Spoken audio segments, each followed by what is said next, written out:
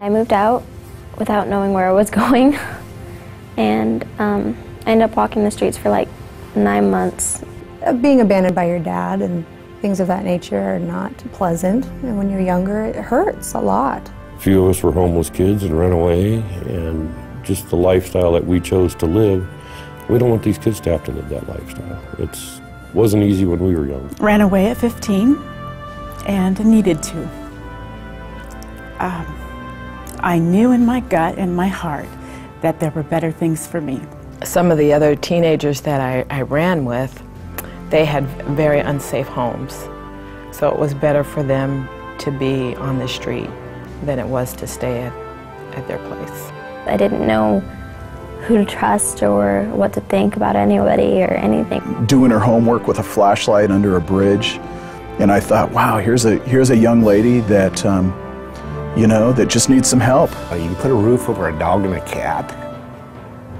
You can't with a kid. I don't know how they managed to go to school or even get there. I don't know that I would have been able to.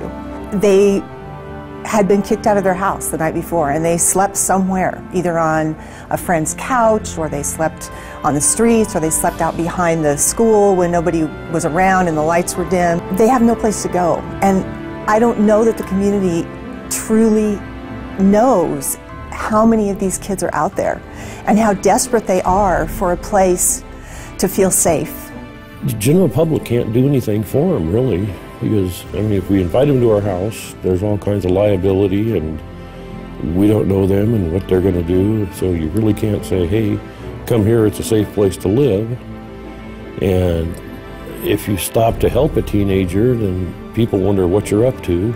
25% of these kids are going to remain homeless as adults, and that's not only millions of dollars, that's safety issues, that encompasses so many negative ramifications on the community that if we can stop it while they're a youth, it won't bleed over into their adulthood.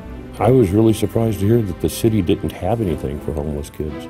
They have for battered women, they have for men, and they have a couple places for a few families, but absolutely nothing for kids. Who knows where these young people would be, you know, without help? Well, you know, right now, a lot of them don't have it, and it's not good. But this piece is not available right now for kids. It is not. Because when you walk in as a student and you have nobody who cares, you're abandoned, you're fatherless, you have all of these emotional unmet needs, maybe you're abused, sexually abused, you have some reason why you're running away. You're not just a bad kid. Sometime in our life, somebody needs to step and reach down and pull them up and say, you can do this and I'll help you. That's all we need. Grab them and show them that there's a whole world out here that cares. There's a whole world out here that will protect you and guide you and give you what your own family just isn't able to. Hey, there's a place for you. There's food. There's a pillow and a blanket. Place for you to study. Put your books down right here. We should be able to rely on each other and our families and our community. Somebody to counsel me, somebody to say that I am a valuable human being. This isn't just a faith community issue. This is a community issue. This is a social issue. There's no place where I can say to a student, if I'm trying to help him or her, you know, one thing you don't have to worry about right now is where you're going to sleep for the next few nights. We're going to take care of that. Let's just get that off your plate.